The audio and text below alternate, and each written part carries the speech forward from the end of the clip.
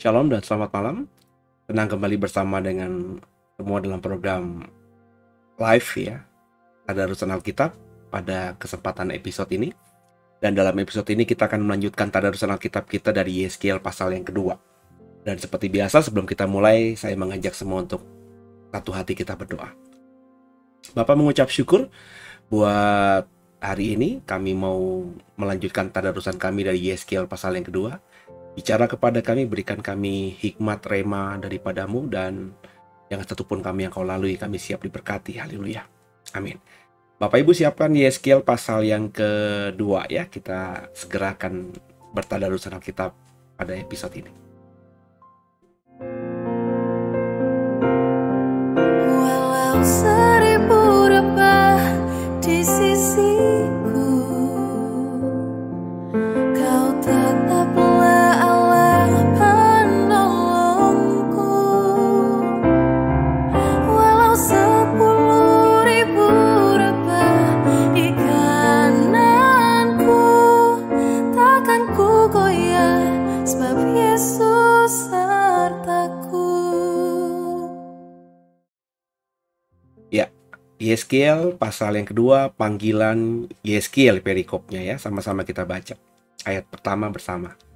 Firman-Nya kepadaku, hai anak manusia, bangunlah dan berdiri, karena aku hendak berbicara dengan engkau. Sementara ia berbicara dengan aku, kembalilah rohku ke dalam aku dan ditegakkannyalah aku. Kemudian aku mendengar dia yang berbicara dengan aku. Firman-Nya kepadaku, hai anak manusia, aku mengutus engkau kepada orang Israel, pada bangsa pemberontak yang telah memberontak melawan aku. Mereka dan nenek moyang mereka telah mendurhaka terhadap aku sampai hari ini juga. Kepada keturunan inilah yang keras kepala dan tegar hati, aku mengutus engkau, dan harus kau katakan kepada mereka, beginilah firman Tuhan Allah. Dan baik mereka mendengarkan atau tidak, sebab mereka adalah kaum pemberontak, mereka akan mengetahui bahwa seorang nabi ada di tengah-tengah mereka. Dan engkau, anak manusia, janganlah takut melihat mereka maupun mendengarkan kata-katanya. Biarpun engkau di tengah-tengah onak dan duri, dan engkau tinggal dekat kalajengking. Janganlah takut mendengarkan kata-kata mereka. Janganlah gentar melihat mukanya, sebab mereka adalah kaum pemberontak. Sampaikanlah perkataan-perkataanku kepada mereka, baik mereka mau mendengarkan atau tidak, sebab mereka adalah pemberontak. Dan engkau anak manusia, dengarkan apa yang kufirmankan kepadamu. Janganlah memberontak seperti kaum pemberontak ini. Ngangakanlah mulutmu dan makanlah apa yang kuberikan kepadamu. Aku melihat sesungguhnya ada tangan yang terulur kepadaku, dan sungguh dipegangnya sebuah gulungan kitab. Lalu dibentangkannya di hadapanku. Gulungan kitab itu ditulisi timbal balik, dan di sana tertulis nyanyian-nyanyian ratapan, keluh kesah, dan rintihan. Haleluya. Pasal 2 ini hanya 10 ayat, saudara ya. Nah, intinya ini bicara mengenai panggilan dari Imam Yeskiel ya, yang dipanggil Tuhan ketika bersama dengan beberapa rekannya ada di tepi sebuah sungai di saat orang Israel sudah ada di Babel kurang lebih 30 tahun atau 5 tahun setelah Raja Zedekia dibuang juga ya, kalau kita baca pasal 1 kemarin. Dan kita tahu di pasal 1 kemarin, Yeskiel ketika melihat penglihatan tentang kerub itu dia tersungkur. Dan ini lanjutannya ya. Firman Tuhan kepadanya, bangunlah dan berdiri, sebab aku hendak berbicara dengan engkau. Jadi sementara ia berbicara dengan aku, kembalilah rohku ke dalam aku dan ditegakkannyalah aku. Jadi yang di awal pasal 1 ketika Yeskiel melihat sebuah penglihatan, jelas ini yang melihat adalah berarti rohnya. Ya, karena kalimatnya jelas ya.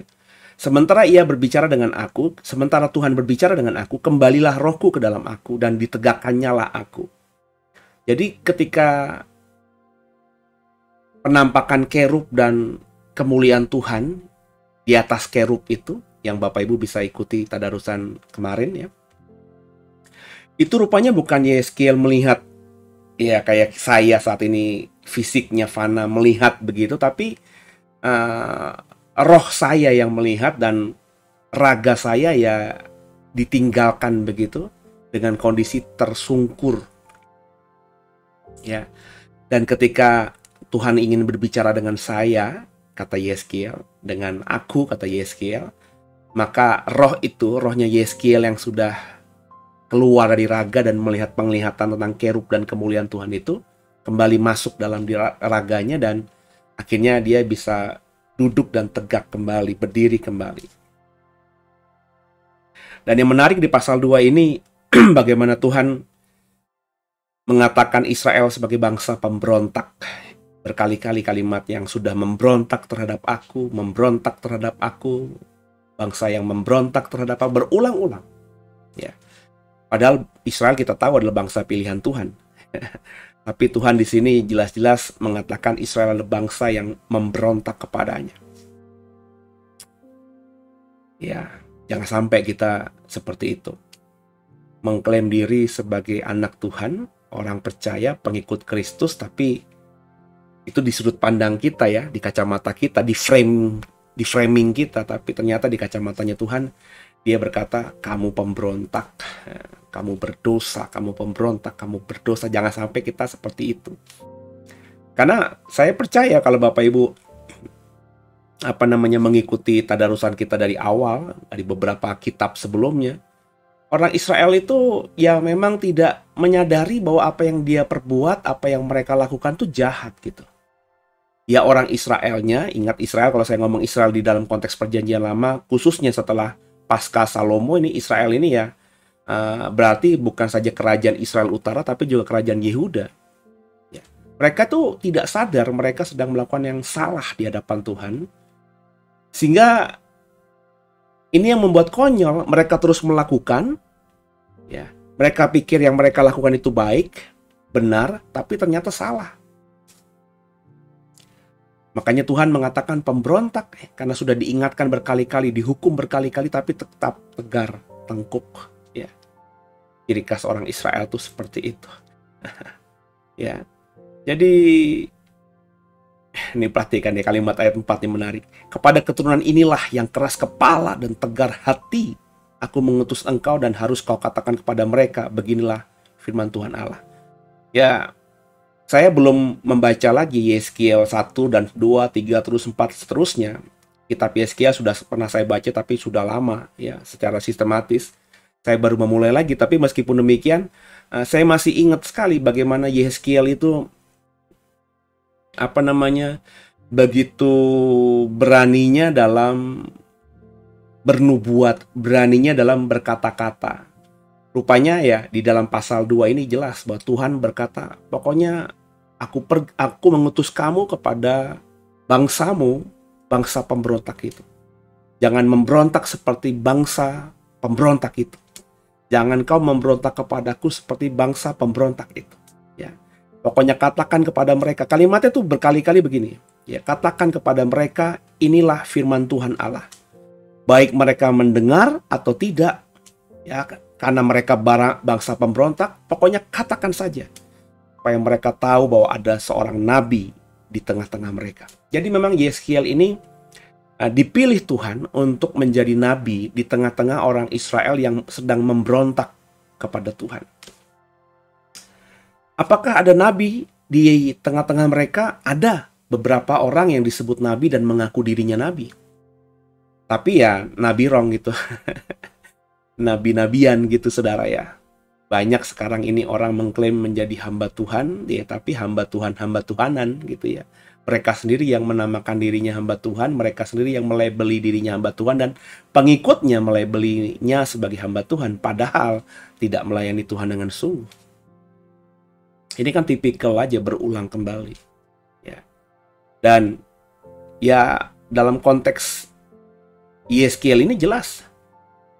Dengan kalimat bahwa agar mereka tahu bahwa ada seorang nabi di tengah-tengah mereka, ini jelas mengindikasikan bahwa ya nabi yang benar itu ada di tengah mereka. Dan Yeskiel kita tahu nanti nabi yang akan berseberangan dengan banyak nabi-nabi lain yang ada di zaman itu, yang dianggap nabi oleh orang dan menganggap dirinya nabi kepada banyak orang. Nah, Yeskiel kenapa berani? Kenapa dia luar biasa? Ya, karena dia sudah diingatkan Tuhan sejak awal Tuhan memilih dia. Dia bukan nabi, dia imam, ya, imam Yeskiel dia. Jadi dia bukan kelompok nabi sebenarnya, tapi dipilih Tuhan. Ya, seperti yang saya katakan di dalam tadarusan kemarin, mungkin saja dia dipilih Tuhan karena dia imam yang masih terus hidup mau dekat dengan Tuhan. Dengan dikatakan dia dan beberapa orang buangan ada di tepi sungai, ya ngapain mereka di tepi sungai? Kalau kita merunut kepada tadarusan Daniel, Daniel itu ke tepi sungai selalu ingin berpuasa, ingin berdoa sambil berkabung, mau mendekatkan diri pada Tuhan. Mungkin imam-imam lainnya tidak seperti Yeskiel karena ya mereka memang tidak punya tanggung jawab lagi. Imam kan tanggung jawabnya di Bait Allah. Ketika mereka dibuang ke Babel, Bait Allah nggak ada. Apa yang harus mereka lakukan? Peribadahan nggak ada, persembahan korban nggak ada, nggak jalan semuanya. Tiba-tiba semuanya seperti COVID kemarin ya, di lockdown gitu ya, tidak melakukan apa-apa. Ya, imam-imam lain melakukan pekerjaan rumah lainnya, ya mungkin bertani, ya mungkin masak, mungkin apalah, melakukan pekerjaan-pekerjaan duniawi lainnya. Tapi Yeskiel tidak, mungkin karena itu dia dipilih dan akhirnya dipilih menjadi seorang nabi, kepanjangan tangan Tuhan.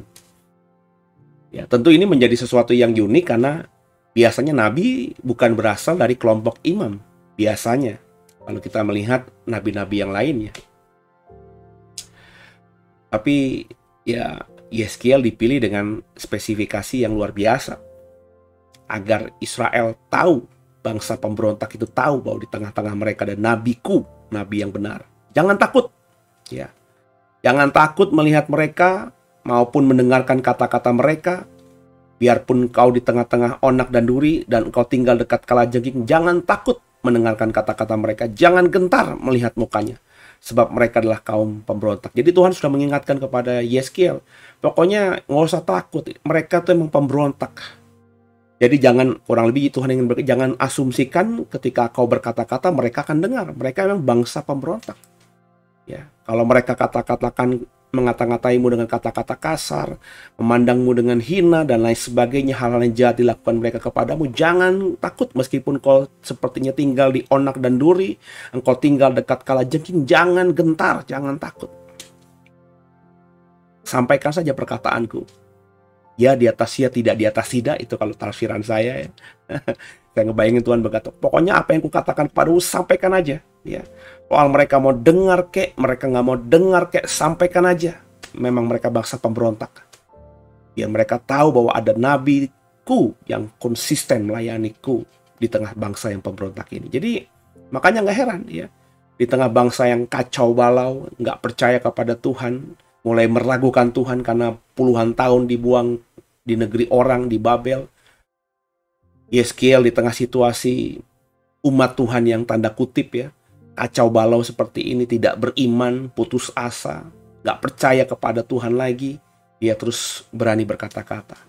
Ditentang oleh banyak orang, dia terus berani berkata-kata karena memang Tuhan sudah kasih perintah ini di awal.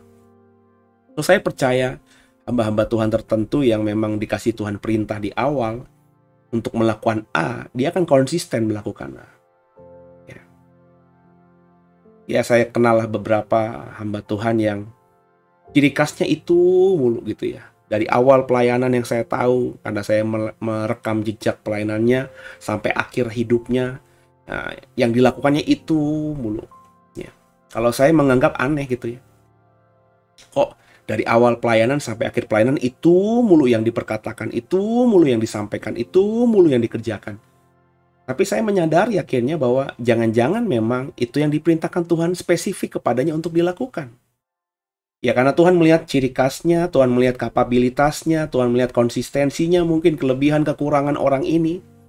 Kan Tuhan kan bisa melihat kita, menelanjangi kita, sehingga ketika dia pilih seseorang, ya tentu dia memilih kita atau orang tersebut ya dengan kapasitas orang tersebut. Jadi saya sekarang, sudah lama sih, bukan sekarang aja, tidak pernah underestimate gitu kepada orang yang kok melayani gitu-gitu terus ya. Ya jangan-jangan seperti Yeskiel gitu ya. Ya, sudah diingatkan Tuhan sejak awal bahwa kamu pelayanannya ini gitu. Nah, kalau misalnya kayak hamba Tuhan yang lain, atau taruhlah saya gitu ya, yang berprogres, yang berproses gitu ya, hingga dulu karunianya ngajar, dulunya di STT ngajar, kok tiba-tiba jadi pengkhotbah, kok tiba-tiba jadi gembala gitu ya. Ya ini mungkin memang Tuhan suruh saya seperti ini. Saya tidak stay di ngajar saja sampai sekarang, karena ya Tuhan tidak ngomong secara spesifik kepada saya untuk kamu ngajar di STT aja, jangan kemana-mana. Tuhan nggak ngomong begitu. Sehingga saya akhirnya ya berusaha menafsirkan mengajar itu bisa di mana saja. Ya. Dan ini yang saya kerjakan hari-hari ini lewat channel YouTube ini, lewat sekolah Alkitab yang saya buat ya. Ya siapa aja yang mau mendengarkan saya mengajar ya silahkan bisa ikut gitu ya. Dan nanti ke depan kita sedang mempersiapkan ya sebuah platform gitu ya, yang ya untuk ngajar lah. Jadi semua orang bisa belajar bersama saya everyday. Tiap ada program pasti nanti akan bisa ikut spesial gitu ya. Jadi Yeskiel memang dipilih dengan spesifik seperti itu. Jadi satu sisi ada Yeskiel yang memang dipilih Tuhan dengan tugas yang jelas untuk menjadi nabinya Tuhan, padahal dia imam, ya, untuk menjadi penyambung lidahnya Tuhan kepada umat yang dikatakan Tuhan. Satu sisi lainnya adalah bangsa pemberontak.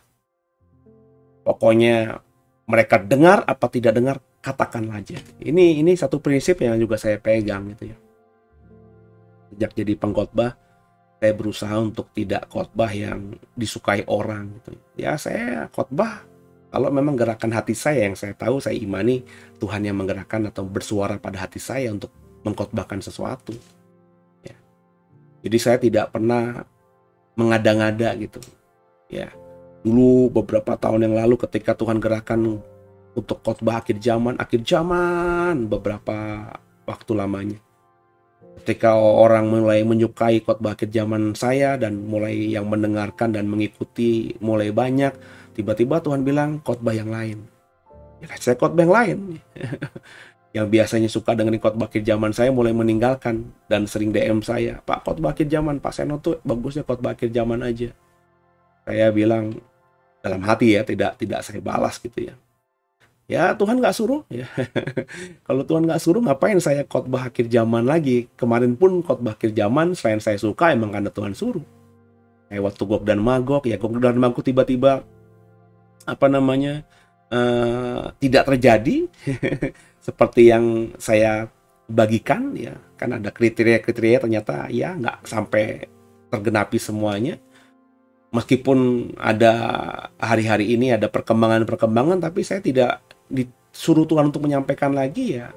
Yang penting sudah tahu lah, orang Kristen yang dengarkan saya sudah tahu bahwa ada perang Gog dan Magog nanti, entah kapan, entah bagaimana, mereka sudah bisa dapat bayangan gambarannya dari saya seperti apa, dan itu tidak pernah berubah sampai sekarang. Cuma untuk mengkhotbahkan Gog dan Magog lagi ya, belum ada gerakan hati dari Tuhan kepada saya untuk saya sampaikan. Ya. Tiba-tiba kemarin ngomongin Adam dan Hawa, itu juga karena Tuhan yang menyuruh. Ya. Setelah Adam dan Hawa lagi rame-ramenya, ya saya langsung pindah ke topik yang lain. Hari ini saya sedang di hari Minggu khotbah manusia akhir zaman, dunia akhir zaman. Tapi Tuhan bilang stop, nanti November tema yang baru. Ya.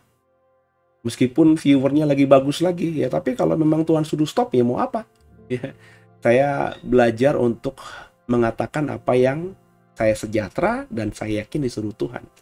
Soal nanti ada yang mau dengar nggak dengar, responnya bagaimana, itu urusan belakangan. Yeskiel diminta Tuhan untuk melakukan saja apa yang diperintahkan Tuhan kepadanya. Saya belajar mencoba melakukan hal itu. Di tadarusan ini, saya menghimbau saudara, kerjakan yang Tuhan suruh. Apa, Pak? Yang ada di Alkitab. Perintah Tuhan itu kerjakan. Kerjakan aja. Dampaknya nanti ketika kau mengerjakan firman Tuhan itu, mungkin dalam kurun waktu tertentu jelek buat dirimu. Kau nggak disukai orang, kau mengalami aniaya, apapun itu, lakukan aja. Memang kau sedang berada di dunia yang memberontak kepada Tuhan. Dunia ini dunia yang sedang memberontak kepada Tuhan. Jadi ketika kita melakukan apa yang Tuhan perintahkan, ada yang suka, ada yang nggak suka, itu biasa saja. Jangan berekspektasi juga lebih gitu. Bahwa khotbah kita, kesaksian hidup kita, saran kita harus didengar atau selalu didengar oleh orang lain. Nggak gitu. Saya bahkan sudah punya asumsi, bukan merendahkan banyak orang ya, tapi orang yang dengarkan khotbah saya belum tentu 50% melakukan seperti yang saya khotbahkan. Jadi jangan terlalu berekspektasi tinggi. Kerjakan aja apa yang Tuhan perintahkan kepada kita. Seperti Yeskiel mengerjakannya. Nanti kita akan mengikuti sepak terjang Yeskiel di pasal-pasal berikutnya. Dan kita akan tahu seperti Yeskiel diberkati. Bapak, Ibu, Saudara juga pasti akan diberkati.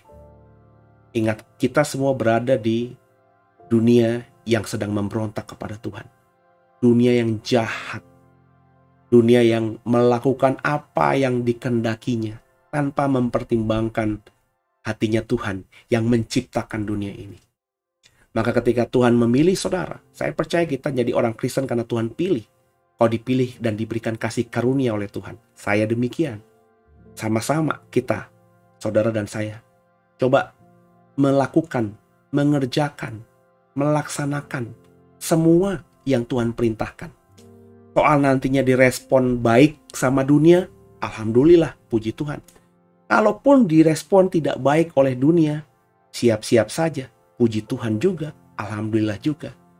Karena memang kita sedang berada di dunia yang chaos, dunia yang sedang memberontak. Kalau boleh jujur, kita nggak tahu siapa lawan, siapa kawan. Tapi firman Tuhan yang saya ingat seperti Tuhan berkata kepada Yeskiel dalam konteks yang lain. Kamu pokoknya jadi nabiku. Saya mengatakan ini kepada saudara, mengutip firman Tuhan. Kamu jadilah terang, jadilah garam. Nggak peduli dimanapun, jadilah terang, jadilah garam. Supaya hidup kita menyenangkan Tuhan. Haleluya.